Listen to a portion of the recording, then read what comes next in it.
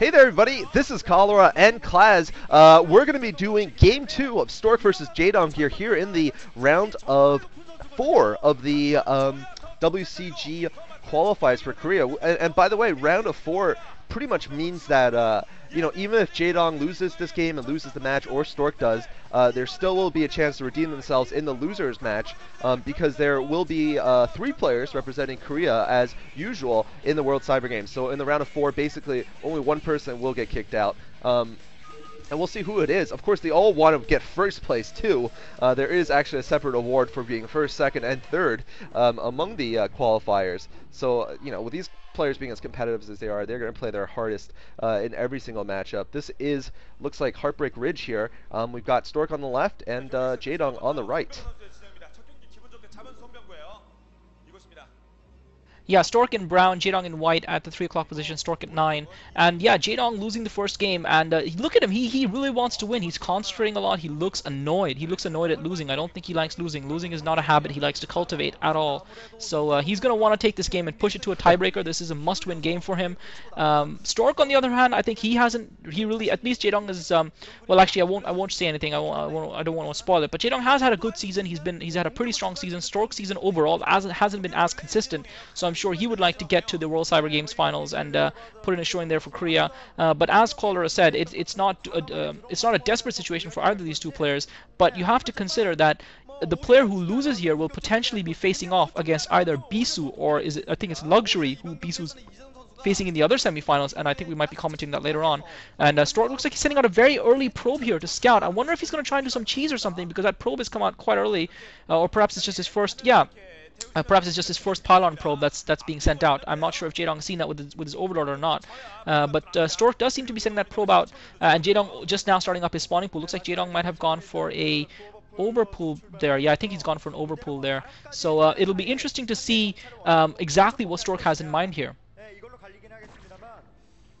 Yeah, I mean, who knows? It could be that crazy thing that the Rock, of all people, tried to do on Oversky. It's not going to be.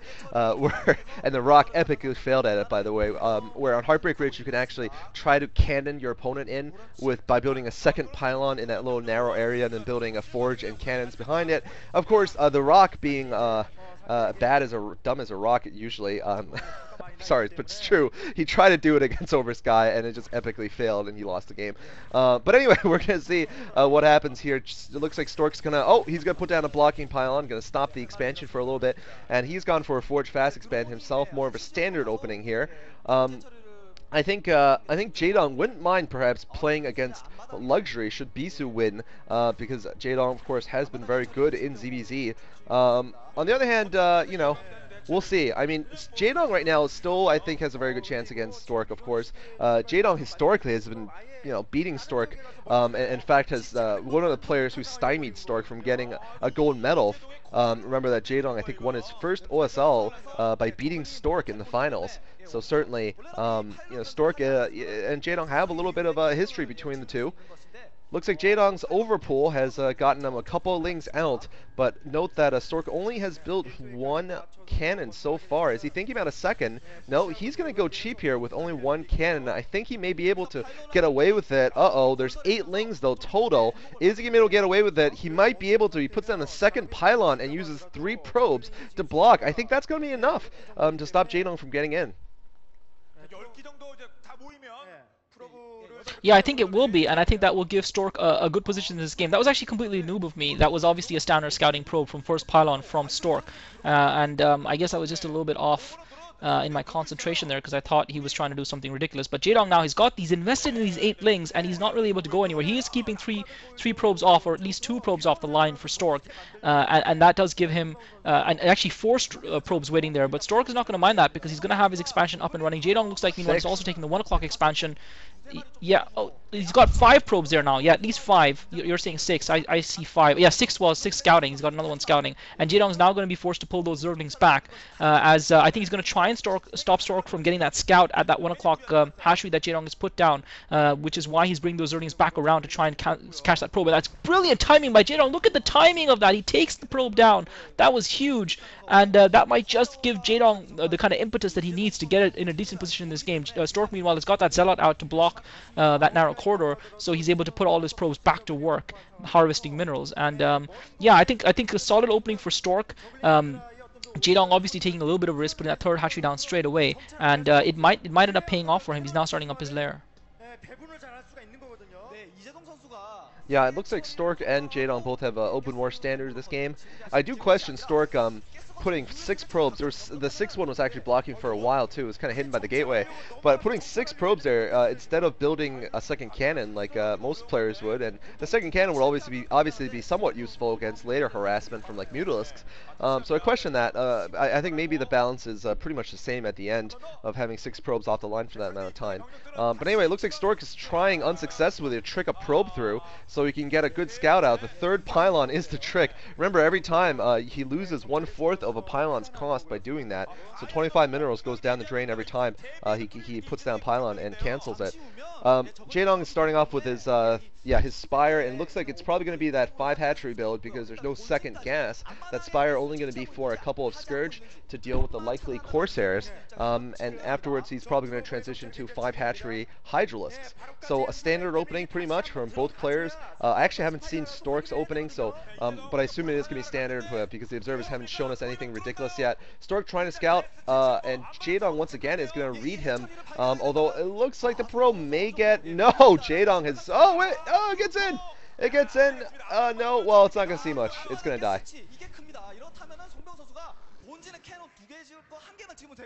Yeah, that probe only got into the Natural Expo and died there, and I'm going to have to correct myself again in this commentary. This is just an off day for me. Yeah, that 3rd hatchery was obviously going to be a standard option for Jaedong once Stork fast expanded. So anyway, Stork looks like he's getting his robotics facility up, and he's got a Citadel down as well, also getting the Templar archives down, and sitting comfortably pretty in his 2 base. He's putting a pylon down as well, down at the 7 o'clock position where Jaedong had an Overlord just hovering. But Jaedong did a really good job of denying that probe scout to Stork, and I think that despite the fact that Jaedong went for an overpool there and Stork went for and I think that overpool, actually, the fact that he forced Stork to keep so many probes off the line for a significant amount of time despite having 8 Zerglings there, I think that kind of cancelled it out. So I don't think Stork came out with a significant advantage in that regard, but it does look like he's slightly ahead on the food count, 44 to 38 right now. And looks like he's going to probably be able to snipe that Corsair with those Scourges. Stork's Corsair running for its life, but it's probably going to go down. So I still think this is anybody's game. I think Jaedong, if he plays well, can still take this game and come out on top. He's going to lose 1 Overlord to a 2nd Corsair. But I think Jaedong can come out on top and force a tiebreak here still. Yeah, I mean, absolutely. They're virtually the same right now in terms of position, I would say. Standard openings, standard results so far. Jaedong picking off a Corsair, which is totally standard, by the way. Jaedong's Scourge are like 25% faster than anyone else's Scourge. They're like the Usain Bolt of Scourges. But oh, look at this! Look at this! We've got ourselves a possible DT drop here. This is definitely out of the ordinary. Usually we don't see this so early on. Jaedong gonna spot it. Yeah, there he goes. There's a slow shuttle approaching the back of his base, but is he gonna be able to respond correctly is the question. He doesn't even know what's inside. Oh no, he has got one, or he still has 1 Overlord in the main, around the spawning pool, so he should be able to detect this. One of the DTs gets surrounded, but it manages to escape, and Zealots are now coming in. Stork with a very innovative strategy here. This is not very often seen at all, and Stork is gonna have a field day here among the drones. The drones try to surround the DTs. One of the DTs goes down. I think the second one actually was killed too. A couple of casualties among the drones. Stork, Jaedong doing great drone drills though. Absolutely great ones to help save his drones and stop them from this attack here from Stork. I don't know. I think Stork came out slightly ahead though. He did get a couple of drones, and also he got away scot-free pretty much. I mean, he lost 2 DTs and 4 Zealots in exchange for a number of drones and a couple of Hydras. Not too bad, and a number of Lings. And it looks like his shuttles actually managed to survive for now. Jaedong, meanwhile, expanding to the top left, but I like the fact that Stork is pulling stuff out. He is not going for his standard play at all. Sometimes I feel that Stork plays a little bit too standard in his PvZ matchups. I think that's one of his weaknesses in this matchup, which is it's definitely his worst matchup. But I mean, I think this series so far he's playing very different from conventional, and certainly it's paying off for him. Yeah, Jaedong sent a bunch of hard lists down to Stork's natural expo to try and see if he could put some pressure on him, but Stork has got a bunch of high Templars out as a follow-up to that. I think that was a brilliant maneuver by Stork, and I completely agree with you that if one would have any criticism for him, that is that he's not creative enough in himself. I mean, he will kind of do plays that you've kind of seen before, but it's rare to see him play this in this kind of surprising manner, the way that he's surprised Jaedong in both games thus far, and to do that consistently, he does kind of more rely on just being a very, very solid player who doesn't make too many mistakes and is hard to beat. But if he adds this kind of creative edge to that play, I think that really takes him up there. And I think the fact that Jaedong has been so busy playing Zerg versus Zerg recently, and that Stork hasn't had any other competitions to really focus his mind, that he's been able to practice solely for the World Cyber Games, I think that probably helps Stork out a little bit as well, because it clearly shows that he seems to be better prepared with more innovative strategies against Jaedong in this matchup so far. But that drop, I mean, yeah, when we saw the Templar Archives and the robotics facility at the same time, certainly the timing of that was a little bit unusual, and I guess that would have been a hint that Stork was going for. But I just thought he was going to get the High Templar out. Meanwhile, he's managed to sneak another probe through, and he's aware of exactly the number of expansions Jaedong has. Jaedong's got 3 evolution chambers as well at that 1 o'clock position. To see that, but it looks like Stork this time, even if he is ready to push, Jaedong does have a better sized army this time around than he did in the previous matchup, and I think that's the key difference here, is that he didn't get crippled early game. So he's still, I think, despite the few kind of hits he's taken, I still think he's in a decent position.